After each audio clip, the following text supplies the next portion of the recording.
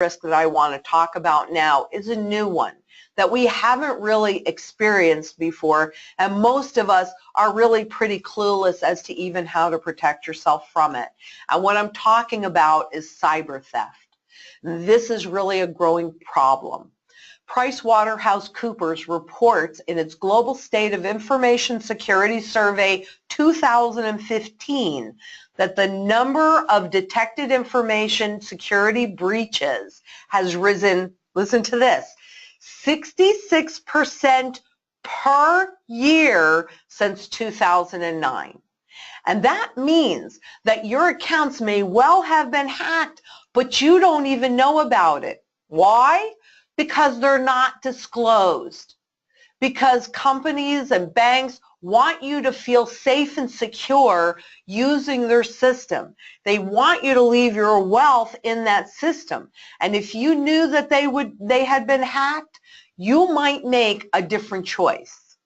As example, did you know that banks, oops, I went a little too fast. Oh, sorry about that, you guys. Okay, did you know that banks had been hacked? 100 banks got hacked back in 2014 and 15. Lost $90 million. Now, there's been a lot of banking consolidation. So do you think it's possible that your bank might have been involved in one of these hacking? Do you think it's possible that your account might have been impacted in it and somehow you just don't know? Now I want to look at the statistics. I went a little too fast the other time.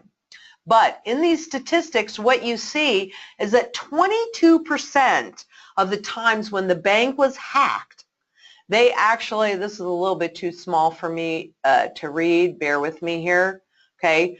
So 22% of the time they were able to hold on to the funds. They couldn't pull them, the hackers couldn't get them out. But out of that, 10% of the time they were able to pull the funds back in. So that means that 68% of the time those funds were unrecoverable. Okay, can you see that? Now if you add up the 68, the 10%, and the 22, there's your 100%. So out of that 68%, 37% were not declared non-recoverable. Now, here's the thing. The banks reimbursed accounts as long as they examined everything and determined that it would cost them more to disclose to you that your account was hacked than just to reimburse it so that you couldn't see that there was a problem.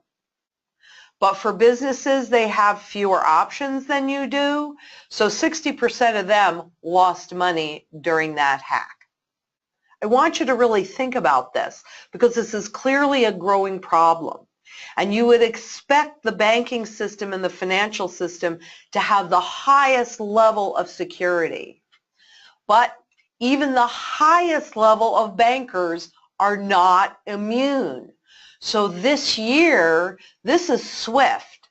This is the world's largest money transfer system between banks. And so far this year, there have been 4 central banks that have been hacked.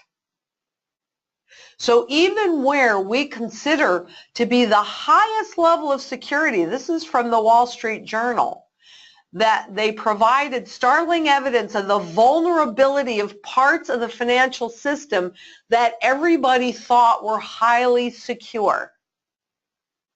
So ask yourself this question.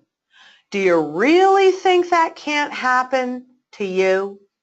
Do you really think that? Because I'm pretty sure that's exactly what this woman thought.